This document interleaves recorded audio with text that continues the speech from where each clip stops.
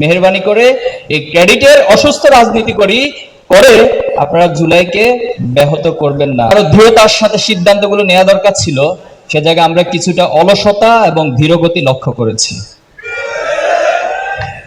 গণহত্যার বিচার নিয়ে অনেক বলেছি আমরা, 1 বছর পার হয়ে গিয়েছে, কিন্তু এখনো পর্যন্ত এত প্রমাণ থাকার পরেও, চাক্ষুষ এতগুলো সাক্ষ্য থাকার পরেও একজন হত্যাকারীকেও আমরা এখনো বিচার রায় দিতে পারিনি।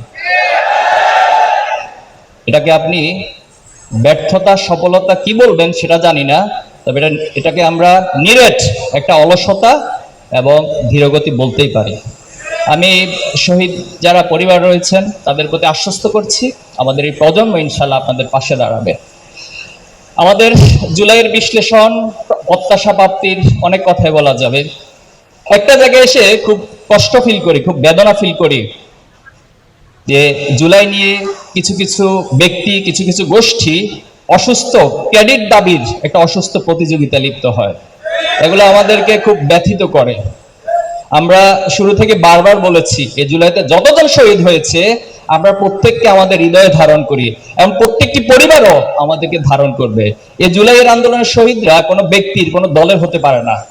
এখানে আপনি যদি বিশ্লেষণ করেন, যতজন শহীদ হয়েছে শুধু ছাত্রের মধ্যে সীমাবদ্ধ ছিল না, কোনো পেশার মধ্যে সীমাবদ্ধ ছিল না, কোনো বয়সের মধ্যে সীমাবদ্ধ ছিল না, তাহলে আজকে কেন সে শহীদদেরকে নিয়ে দলীয় রাজনীতিকরণ করা হচ্ছে? আমাদেরকে অনেকবার বলা হয়েছে শহীদদের তালিকা প্রকাশ করার জন্য, আমরা সকলের তালিকা একসাথে করে প্রকাশ করেছি, বলেছি যে আমরা শহীদদের চেহারার মধ্যে কোনো ভিন্নতা খুঁজি না, প্রত্যেকটা শহীদকে আমরা আমাদের হৃদয়ে ধারণ করি এবং প্রত্যেকটা শহীদ এই বাংলাদেশের শহীদ, জাতীয় শহীদ, এবং তারা আমাদের শ্রেষ্ঠ সন্তান হিসেবে বাংলাদেশের এই জমিনে আজীবন থাকবে ইনশাআল্লাহ। আমাদের কাছে কষ্টের একটি জায়গা রয়েছে যে কে কার চেয়ে বেশি অবদান রেখেছে, এই ক্যালকুলেশনে আমাদের পরিমণ্ডল থেকে আমরা কখনো যাইনি। একটি ইমারত নির্মাণ করতে হলে অনেকগুলো স্ট্রাকচারের প্রয়োজন, অনেকগুলো পার্ট এবং পার্সেলের প্রয়োজন হয়। তাহলে কে সবচেয়ে বেশি ভূমিকা রেখেছে এই চিন্তা করে তো কেউ জীবন দিতে যায় নাই। এই চিন্তা করে তো আমার রিক্সাওয়ালা, আমার কোনো শ্রমিক ভাই, কোনো সাংবাদিক এত রিস্ক নিয়ে তো জীবন দিতে যায় না। সে কি চাকরি পাবে, অথবা এই বিপ্লবের পর তাকে কোন ক্রেডিট দেওয়া হবে, এই ক্রেডিটের চিন্তা করে তো তিনি যায়নি।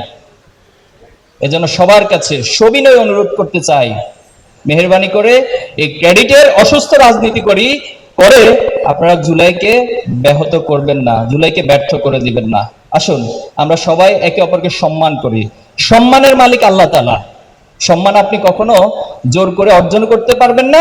সম্মান টাকা দিয়ে কেনার বিষয় নয়, বরং আপনি আপনার কাজ করে যাবেন, সম্মান আল্লাহ তাআলার পক্ষ থেকে আসবে। অত ইজ্জুমান তাশা অত জিল্লুমান তাশা, আমরা এই বিশ্বাস স্থাপন করি এবং আমরা কাজ করে যাচ্ছি। কেউ আমাদেরকে স্বীকৃতি দিক অথবা না দিক, আমরা মহান আল্লাহর কাছে আমাদের প্রত্যেকটা কাজের ফল তিনি আমাদেরকে যতটুকু দুনিয়াতে সম্মান দিতে চান সেখানে আমরা আলহামদুলিল্লাহ করব, আর বাকি সকল অবদান কাল কিয়ামতের মাঠে যেন আমাদের রব আমাদের জন্য বরাদ্দ রাখে, সে প্রত্যাশা আমরা আমাদের রবের কাছে করবো ইনশাআল্লাহ।